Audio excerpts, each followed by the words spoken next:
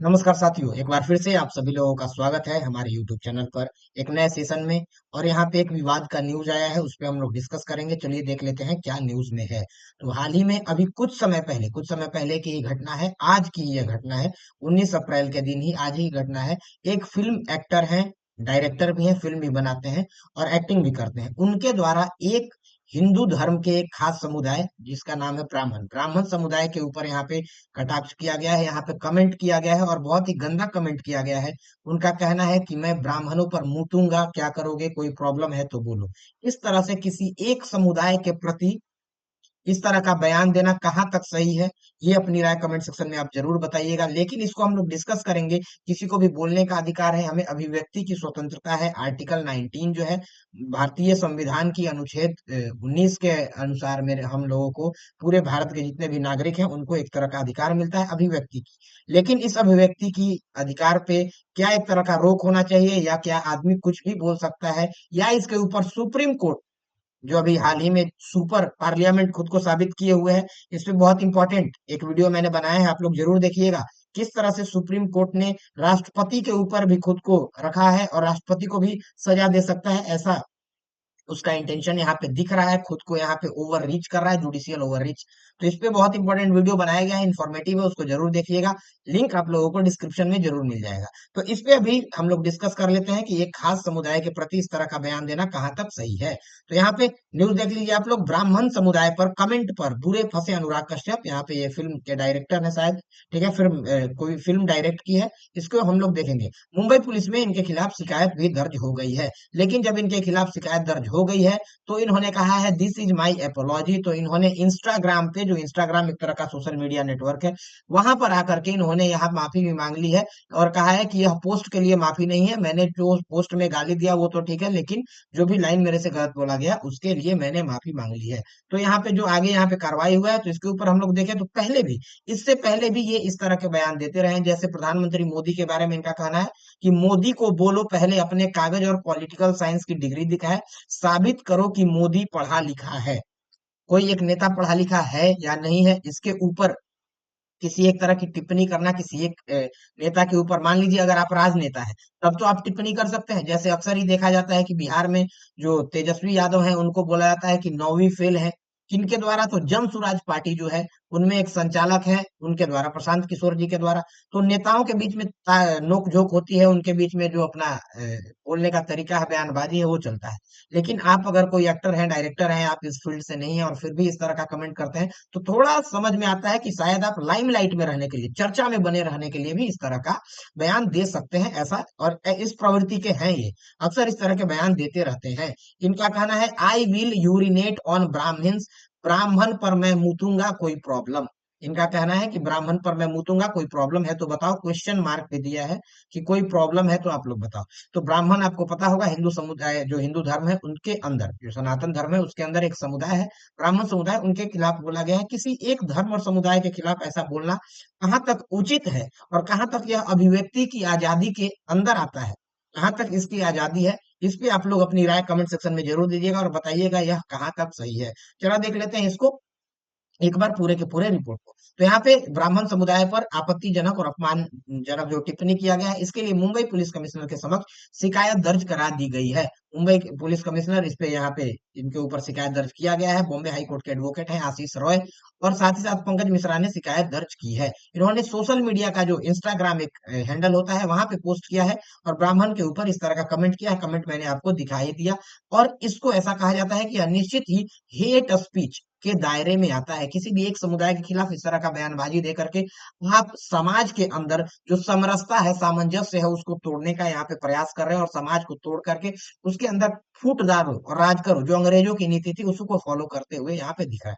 तो इस प्रकार के हेट स्पीच से संपूर्ण ब्राह्मण समाज है, खुद को, अब उनको ब्राह्मण समाज को नीचा दिखाया जा रहा है और अपनी पब्लिसिटी की जा रही है। इससे क्या होगा, थोड़ा समाज में अराजकता भी फैलेगा, कोई आदमी गुस्सा होगा। किसी एक धर्म के और एक समुदाय के खिलाफ ऐसा बोलना उचित नहीं है, और ऐसा बोलने पे सुप्रीम कोर्ट खुद संज्ञान ले लेती है। लेकिन इस बयान पे नहीं लगी, क्योंकि सुप्रीम कोर्ट को पता ही है कि जो भी लुटियंस के अंदर का, जो वहां लेफ्टिस्ट लिबरल विंग के द्वारा पूरा का पूरा हैंडल किया जाता है। एक फिल्म मैंने देखी थी कुछ दिन पहले, फिल्म तो नहीं देखी थी, बस एक डायलॉग ही देखा था कि सरकार भले ही उनका हो लेकिन सिस्टम हमारा ही है। तो ये जो लुटियंस का जो पूरा का पूरा वहाँ लिबरल लोगों का एक पूरा का पूरा गैंग है, जिनके द्वारा एक पैरेलल सरकार चलाई जाती है, तो उनके तरफ से एक धर्म के खिलाफ अगर आप कुछ बयान दीजिएगा तो कोई बात नहीं, आप दे सकते हैं, अभिव्यक्ति की स्वतंत्रता है, आप कुछ भी बोल सकते हैं, बिल्कुल ओके है, लाइक है, कोई भी दिक्कत नहीं है। लेकिन वही आप दूसरे धर्म के खिलाफ कुछ बोल दिए तो आपको पूरे देश के सामने आकर के माफी मांगनी होगी, खुद आप ही जिम्मेवार होंगे, भले ही आपने सच ही क्यों ना बोला हो। आप सच भी बोलिएगा फिर भी आपको माफी मांगना होगा, ऐसा सुप्रीम कोर्ट का कहना है, आगे हम लोग देखेंगे। तो यहाँ पे क्या क्या सुप्रीम कोर्ट में सर्वोच्च न्यायालय के दिशा निर्देश दिखाए गए हैं, और यहाँ पे अलग अलग सेक्शन बीएनएस जो है भारतीय न्याय संहिता, तो इसकी लगाई गई है 196 हो गया, 97 हो गया, 298, 302, 356, 356 4। तो ये सब आप लोग देख सकते हैं, आईटी एक्ट के अलग अलग धाराएं लगाई गई है, जिनपे इनको हेट स्पीच के लिए, ठीक है, हेट स्पीच जो है संवेदनशील मुद्दा है, उसके लिए इनके ऊपर कार्रवाई की जाएगी। अब जैसे ही यहाँ पे कार्रवाई हुई है, ये जो एक्टर है ये मुंबई छोड़ करके भाग गए हैं और ये साउथ इंडिया में जा रहे हैं, बोल रहे हैं कि अब मैं साउथ इंडिया में रहूंगा, नॉर्थ इंडिया मेरे लिए सेफ नहीं है, वो देश मेरे लिए सेफ नहीं है। जैसे कि साउथ इंडिया एक अलग ही देश है, इंडिया का ही साउथ भाग है, इंडिया का ही दक्षिणी भाग है, वो भारत ही है। तमिलनाडु के द्वारा अगर कोई एक तरह का इस तरह का स्टेटमेंट अभी हाल ही में आया था, एक स्टैंड अप कॉमेडियन के द्वारा कुछ बोला गया था कि शायद किसी पॉलिटिकल पार्टी के एक नेता के बारे में बोला गया कि वो गद्दार है, ठीक है। ऐसा ही राणा सांगा के बारे में सपा के एक नेता ने बोला था कि राणा सांगा गद्दार है और उनकी तुम सारी औलाद भी क्या हो, गद्दार हो।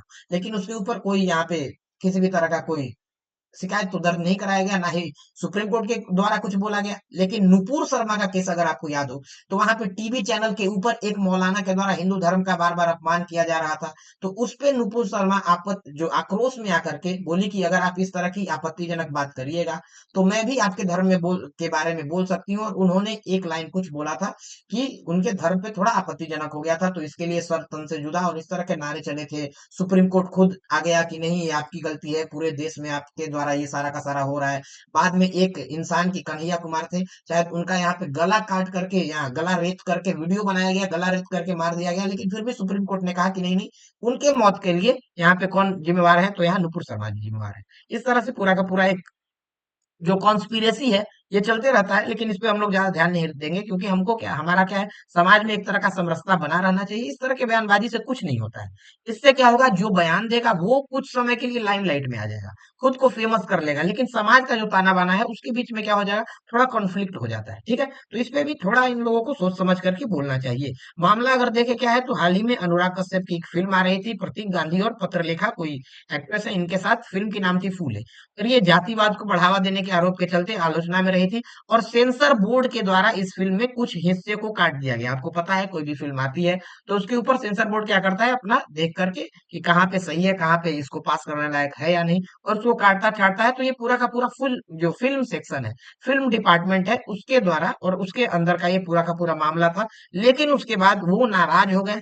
उनका ऐसा कहना है कि सेंसर बोर्ड में बहुत सारे ब्राह्मण हैं और मैं ब्राह्मणों के ऊपर इस तरह का गंदा गंदा कमेंट करना स्टार्ट कर दिया, जिसके कारण अब ये देख रहे हैं कि इनके ऊपर केस हो रहा है, तो ये मुंबई छोड़ के साउथ की तरफ भी जा रहे हैं। अगर पिछले कुछ दिनों के बाद देखें, तो यहाँ पे सपा, जो सपा पार्टी आपको पता है यूपी में है, सपा पार्टी, सपा पार्टी का मेन वोटर कौन है, एम वाई, ध्यान रखिएगा, एम वाई, मुसलमान और यादव, मुसलमान और यादव जो कम्युनिटी है, इन दो कम्युनिटी के का वोट बैंक इनके पास है यूपी में, सपा के पास। तो मुसलमान को यहाँ खुश करने के लिए शायद उसी हिसाब से, शायद उसी कारण से बोला होगा, और तो दूसरा कुछ कारण दिखता नहीं है। यहाँ पे एक वहां के सांसद थे सपा के, उन्होंने बोला कि राणा जो है गद्दार है, राणा सागा गद्दार था और तुम सभी गद्दार की औलाद हो। ये बहुत ही ज्यादा ये मैटर उस समय तूल पकड़ा था। बाद में करनी सेना के द्वारा इनके घर पे जाके कुछ देर तक के लिए, यहाँ पे घंटे दो घंटे के लिए, मुझे लग रहा है कि यहाँ पे बाद में करनी सेना के द्वारा यहाँ पे एक्टिविटी भी कराया गया, आंदोलन भी किया गया कुछ कुछ, लेकिन फिर बाद में ये सारा का सारा मामला शांत हो गया, ठीक है। लेकिन अगर हम बात करें कि अभिव्यक्ति की ये जो स्वतंत्रता है, इसके बारे में जो संविधान हमारा कहता है, वो क्या कहता है कि अभिव्यक्ति की स्वतंत्रता हम सभी के लिए, खुद को अभिव्यक्त करने की स्वतंत्रता है। यह हमें बोलने, सुनने और राजनीतिक, कलात्मक और सामाजिक जीवन में भाग लेने का अधिकार देता है। हम किसी भी तरह से कुछ भी चीज को बोल सकते हैं, ऑनलाइन या ऑफलाइन जानकारी प्राप्त करते हैं, और आप अभिव्यक्ति की स्वतंत्रता के अपने अधिकार का प्रयोग कर रहे होते हैं, आप बोल सकते हैं, ठीक है। किसी की आलोचना भी कर सकते हैं, किसी की आलोचना भी कर सकता है, लेकिन एक खास धर्म संप्रदाय जो है उसी के खिलाफ कर सकता है। किसी दूसरे संप्रदाय के खिलाफ नहीं कर सकता है, नहीं तो सुप्रीम कोर्ट भी संज्ञान ले लेगा और बाकी जो उस संप्रदाय के लोग हैं वो तो आपको काट देंगे, सर तन से जुदा कर देंगे। ठीक है, तो हर किसी के लिए यह अधिकार नहीं है। मतलब हर जगह इसका थोड़ा बाउंड्री है, बाउंड्री को आप लोग समझिएगा कि कहाँ हमको हिंदुओं के खिलाफ गाली दीजिए, कोई दिक्कत नहीं है, उसके लिए कोई आपको इशू नहीं होगा। लेकिन हाँ, मुसलमान के खिलाफ बोल दीजिएगा तो थोड़ा संकट में पड़ जाइएगा, यही हकीकत है। जो हकीकत है उससे आप लोगों को थोड़ा क्या होना चाहिए, आपको पता होना चाहिए। ठीक है, धार्मिक, राजनीतिक और सामाजिक और सांस्कृतिक प्रथा पर सवाल उठाना, बहस करना, ये सारा का सारा है इसका प्रयोग है। तो यहाँ पे शायद इनको सामाजिक जो यहाँ प्रश्न है यही होगा कि सामाजिक, समाज का एक हिस्सा है ब्राह्मण, तो क्यों ना ब्राह्मण के ऊपर एक तरह का गाली दे दिया जाए, इसको अपशब्द बोल दिया जाए, तो इससे शायद थोड़ा मैं लाइमलाइट पा लूंगा। और तो कुछ मेरे को पब्लिसिटी स्टंट के अलावा ये कुछ खास दिख नहीं रहा है। लेकिन फिर भी एक इशू था जिसके कारण मैंने इस पे सोचा कि डिस्कस कर लिया जाए। सुप्रीम कोर्ट ने यहाँ पिछले साल क्या कहा था कि नुपुर शर्मा को यहाँ टीवी पे माफी मांगनी चाहिए थी। देश में जो कुछ भी हो रहा है उसके जिम्मेदार नुपुर शर्मा है, शर्त के साथ उनको माफी मांगना चाहिए। और आपका घमंड, ठीक है। तो यहाँ पे देखिए सुप्रीम कोर्ट ने कहा था कि हमने देखा है कि टीवी पर नुपुर ने कैसे उकसाने वाली बात कही और पूरे देश के लिए माफी मांगे। लेकिन इसी टीवी पे उस जो नुपुर शर्मा ने बोला है उससे 1 मिनट या 30 सेकंड्स पहले का क्लिप देखिएगा, तो एक मौलाना के द्वारा हिंदू धर्म में महादेव की जो शिवलिंग की पूजा होती है उसके बारे में बहुत गंदे गंदे शब्द कहा जा रहा था और बार बार बोला जा रहा था। लेकिन उसके ऊपर सुप्रीम कोर्ट ने बोला कि अच्छा कोई बात नहीं, वो तो स्वतंत्रता का जो अभिव्यक्ति है उसकी स्वतंत्रता है, वो बोल सकते हैं, किसी के ऊपर यहाँ किस तरह का कमेंट कर सकते हैं, लेकिन आप नहीं बोल सकते। तो आप भी इसको आप एक तरह से आप समझिए कि जो वास्तविकता है, वास्तविकता से आपका नाता होना चाहिए। ऐसा ना हो कि आप बस भ्रम में जीते रहें कि हमारे पास इतने सारे अभिव्यक्ति के अधिकार है। आपको अधिकार है, आपको स्वतंत्रता है, लेकिन एक खास संप्रदाय के खिलाफ ही आप गाली दे सकते हैं, दूसरे के खिलाफ नहीं दे सकते। ठीक है, तो इस तरह का अब इस पे क्या आगे क्या रुख होना चाहिए, ऐसा करना सही है या नहीं है, क्या इससे हमारे जो सामाजिक ढांचा है उस पे किस तरह का प्रहार होता है, सामाजिक जो सामंजस्य है वो टूटता है कि नहीं, इसके बारे में आप लोग अपनी राय कमेंट सेक्शन में जरूर रखिएगा। एक न्यूज आई थी, मैंने सोचा कि इस पे थोड़ा डिस्कस कर लिया जाए, इसके कारण मैंने यहाँ पे ये न्यूज लिया है। ठीक है, मिलते हैं एक नए सेशन में, तब तक आप लोग अपना ख्याल रखें। जय हिंद।